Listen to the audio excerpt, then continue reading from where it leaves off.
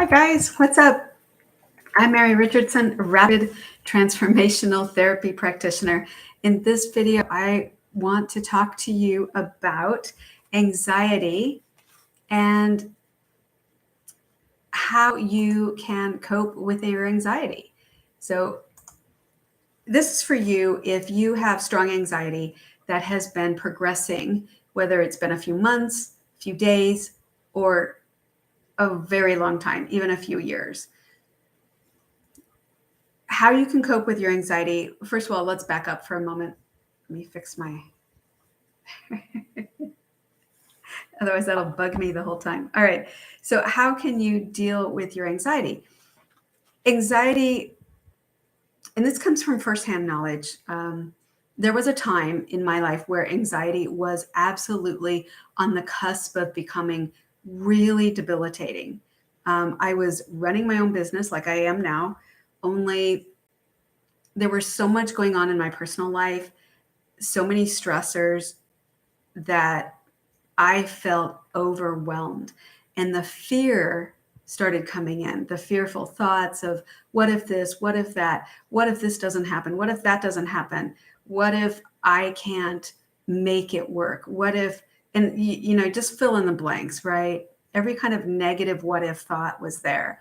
And the more I entertained these thoughts, I would actually have like these, visual pictures or images or videos going on in my mind about, oh yeah, if that doesn't happen, then this could happen. And I would like picture it, right? And it's like the opposite of what we're taught to do. We're taught to, visualize good things, visualize what you want to have happen. But I can speak from firsthand knowledge with strong anxiety. I didn't know at that time that I had the power to take control of my thoughts. I mean, of course, I knew intellectually, right? You control what you think, but I didn't know how much it could help me to stop those fearful what if thoughts, stop those horrible videos of what could happen, and to what to do instead. So this video, I hope this helps you because I'm going to show you in this video what I did and what helped me and what can help you, may help you as well. So let's go back and talk about anxiety for just a minute. So let's say you have an anxious thought, right? About what if something happens or what if something doesn't happen, right? What if you don't get that job? What if maybe you're a pregnant woman, you're a single mom, and you're not sure, all of the questions that you have, like how are you supposed to have all the answers?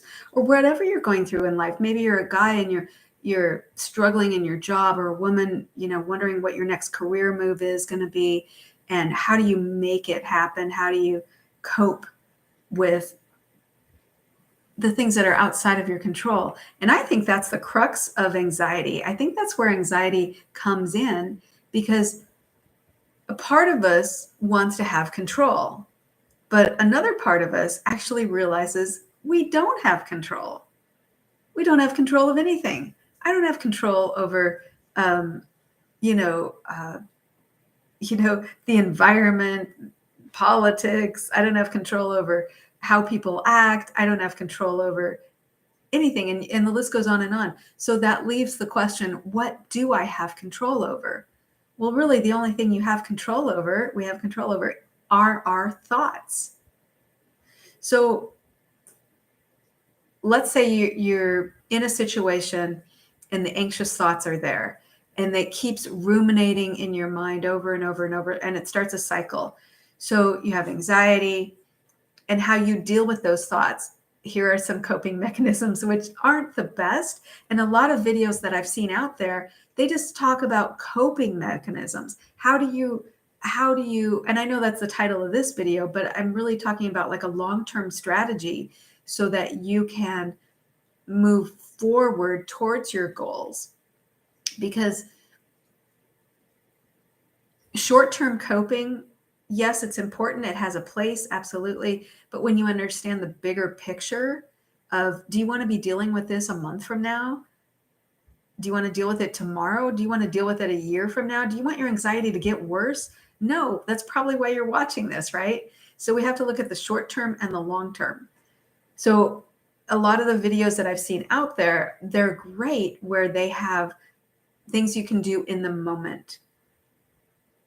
If you're like me, though, I had anxiety ongoing day after day. And it took me to a place where literally people say they don't want to get out of bed. Well, I was in that place, but I was not in a place where I had that option. I mean, not getting out of bed just was not something that I could do. I had to go to work. I had to run a business. The business didn't survive if I wasn't in it every day. So, although I didn't really want to get out of bed, the thought of staying in bed was more stressful and anxiety ridden than the thought of getting out of bed. So, that got me out of bed, but coping with the negative thoughts was all day, every day. And it didn't stop until I realized that the only thing I could control are my thoughts, and that I had control over how much time I spent entertaining each fearful thought. So you can pretend that the fearful thoughts aren't there. A lot of the videos you say, well, just think different thoughts.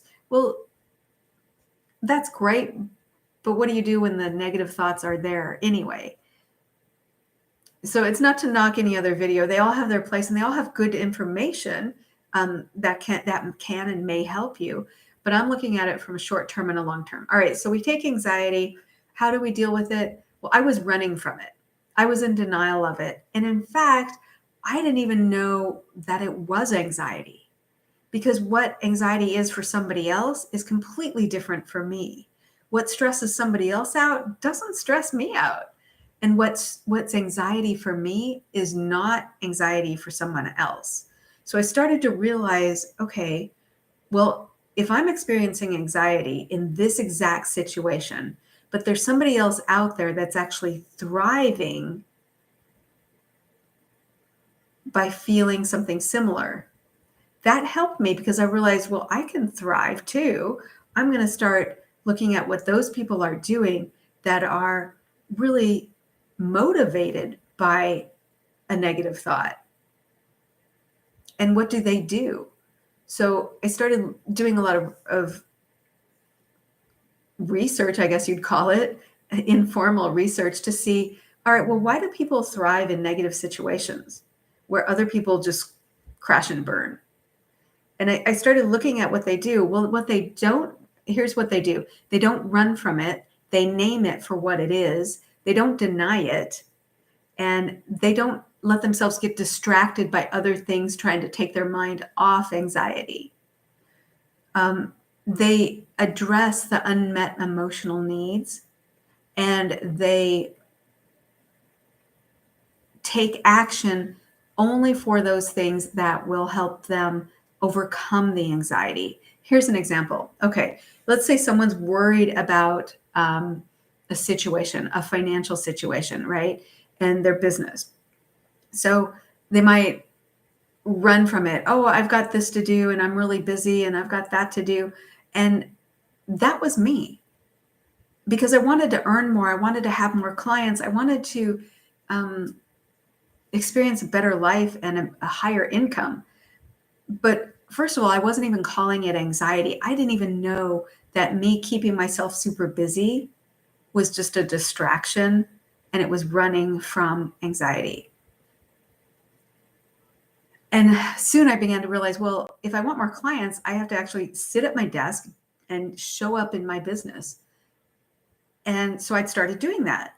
And then I started realizing, well, there were times when I would want to, I would rationalize how I had to go run an errand during the day when I knew I should have been at my desk working, right?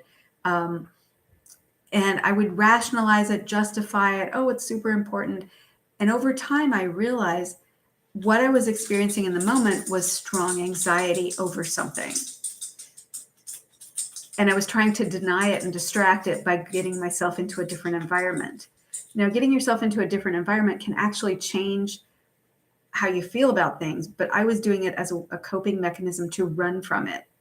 So if that's you, make sure you're recognizing what is anxiety in your life. What does it feel like?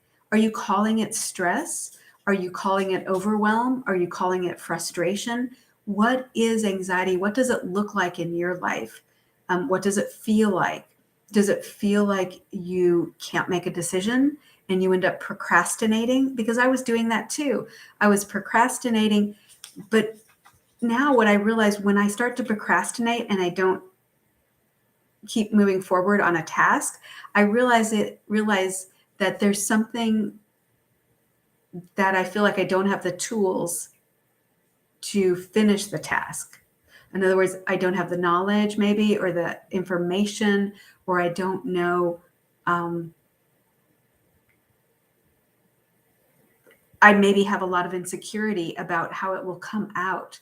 And and then I have a heavy dose of um, imposter syndrome, which, unless there's a type of imposter syndrome called perfectionism, where it feels like you can't move forward, or you won't let yourself move forward, or you'll sabotage yourself instead of moving forward, because in order for it to feel great and for you to acknowledge the job that you did, the great job that you did, it has to be perfect, which of course we know nothing ever comes out perfect, right? So I started looking at all these stay-at-home moms who were online running businesses, and I started to realize, wait a minute, they're making videos and their kids are in and out of the videos, but they still offer great information. They still offer amazing help, whatever their niche is, And I realized, well, that's not a perfect situation, but they are making it work. They are moving forward in spite of a lack of perfection. So that helped me get past that stumbling block. And then I started realizing that I had loads of self-sabotage. Maybe that's you. Maybe you're like me, where you are sabotaging your efforts at moving forward. Maybe you want to get into a different line of work, or run your business, or start a business, but you don't have the slightest clue what that business might look like or be like, or how you would function. Well, I was there too, because I had another business and I still have it. But when I started, I didn't know how I was going to take payments. I didn't know. I didn't even know what I didn't know. But I knew that it was in my heart to do. And I knew that I had to start by having a budget, and then assigning, okay, where is that money going to go? Okay, well, it's going to go to set up an LLC. It's going to go to, and then I started realizing, well, what's the best way to do that? Can I do it myself? Because if I could do it myself, then I might be able to save money. And this is not to give you business business advice. I'm not an attorney. I am someone who's figured out a lot of stuff in setting up businesses, and overcome a lot of anxiety. So as I ran this business, I realized I was doing 90% of my business on my phone. I was booking in new clients. I was answering their questions. I was teaching CPR at the time, and I was answering their question, where the class was, what the time was, what the cost was, and sending them a link to pay on a payment portal. And soon I realized I was doing everything from my phone. And I was thinking, you know what? They tell you that you can't do it from your phone. Like, you have to have a laptop. You have to carry around a laptop. You have to sit at a desk. You have to, and I'm like, I was working at a corporate job, and I was running this business literally from my phone on breaks. And then after my corporate job, I would go and teach CPR almost 6, 7 days a week. And I loved it, because I knew I wanted to leave corporate America. Anyway, long story short, anxiety, what helped me the most was calling it what it is, stop running from it, stop denying that it exists, stop being worried about feeling less than because I had anxiety, stop feeling guilty because there were days when I still didn't want to get out of bed, stop feeling guilty about my feelings, and started really just opening up and saying, at this moment, I feel anxious. I feel anxious because I don't know how to do the next step. And I want to procrastinate, but I'm not going to. I'm going to step through it and learn what I need to learn. And that helped me sort of vanish all those coping skills that weren't serving me, like running and doing errands in the middle of the day, being in denial, acting really busy but not accomplishing anything. And it took away a lot of the guilt off my shoulders, because the guilt of not accomplishing enough. And now when I sit at my desk, I know that although every day is not perfect, you should see my desk. I have, notes and inspirational things on my desk, and I have lists and people to call, but I also know the structure of my day, and I know where I am in my day. Did I get this done? Yes or no? It's a yes or no. And it's not to be made it's not to make myself feel guilty. It's to show myself, okay, I need to accomplish this. I need to call these people, and then I do it. So if you are struggling with maybe starting a business, let's take that as an example, and you're feeling lots of anxiety because you know you could be an amazing life coach. You know that you could be an amazing whatever. You could help people solve a certain problem, but you don't know where to start. Well, and this is where, I want to tell you that for me, having a higher power took the weight off my shoulders, because I could take all of that anxiety and put it on my higher power and say, look, there's no way I'm ever going to have control over all this, but I knew that my higher power would guide me. So whatever it is for you, and this is not meant to be a religious video, it's just meant to tell you what helped me, where I took all that pressure off my shoulders and put it onto the higher power. And I said, I have to trust you, because I cannot do this on my own. And that helped me tremendously. I started having fun in my business, and I started relaxing, and that helped me deal with the anxiety. And I also started to, I'm just going to say it. I put God first, and I started to say, look, show me the way, show me how to do this, show me what I need to do next. So whatever that is for you, or maybe you don't have a higher power. I'm just telling you my story. And the deal was, though, with anxiety for me is learning what coping mechanisms I did have that weren't serving me, and then looking at others over a long period of time. It took me a long time to pull myself out of this. Looking at what others were doing. And what I discovered is that they were relying on a higher power as well. They were relying on something greater than themselves to help them. And realizing for me that I need to get to my real authentic self, and really that raw self inside of you that doesn't feel healed, that feels like,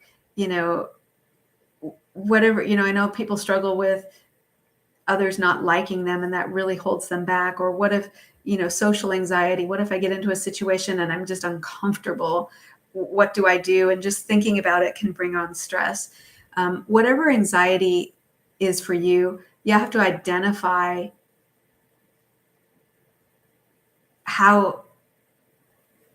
what anxiety is for you, and how you're currently coping. And then you can look at, okay, well, what is not serving? What is not working for you? What is keeping you locked in your home instead of going out and doing the things that you want to do? What is keeping you from not having a business instead of taking a step to have a business? And it doesn't take millions of dollars to start a business. I can tell you firsthand. I'm not telling you to jump in and run with it, but I can tell you that our fears convince us of what we don't have, and it convinces us not that we can't ever have it. And what our fears never do is they never reassure us that there's always a way. So when I started to get control of my thoughts, That was a game changer. That was a life changer. I know this is a long video, but I want to help some people. Hopefully that's you. Get control of your mind, because that's where you lose the battle in the beginning, or where you win the battle. And I've done both. And I know that when I take control of those what if negative thoughts, and in my mind, I have like a red button that says delete, and I imagine just crushing it, breaking it, and it deletes those thoughts. And it's a visual for me to crush those thoughts, like, you cannot stay in my mind anymore. I'm not giving you that power. So when I do that, then it frees up my mind to think something else. Okay, so I understand I understand that I have a negative thought, a fearful thought. And now I can understand, okay, why do I have a fearful thought? Okay, it's because of this. Or maybe I just don't even know why I have a fearful thought. Why, some people have panic attacks out of the blue. So you may not even know what's going on, but I have a great coping mechanism for you, where if you've had anxiety over a long period of time, that fight, flight, or freeze mechanism in your mind, I'm going to wrap this up. I promise. Give me 2 minutes. That fight, flight, or freeze mechanism in your mind, instead of reducing and going back to a normal state, it stays on guard all the time. So if you had a rough childhood, a rough adulthood, a rough relationship, a rough boss, and you're just like, I cannot do this anymore, you might understand that fight, flight, or freeze has never had a chance mechanism in your brain to just relax. And part of it is you're letting those thoughts run you instead of you running those thoughts out of your mind. So I'm going to end it here, but I'm going to have a lot more videos on anxiety. So check those out. I hope this gave you some good ideas, what you can do to help yourself cope with anxiety. Bye for right now. I'm Mary Kay Richardson, Rapid Transformational Therapy Practitioner. I help you overcome anxiety. Bye for right now.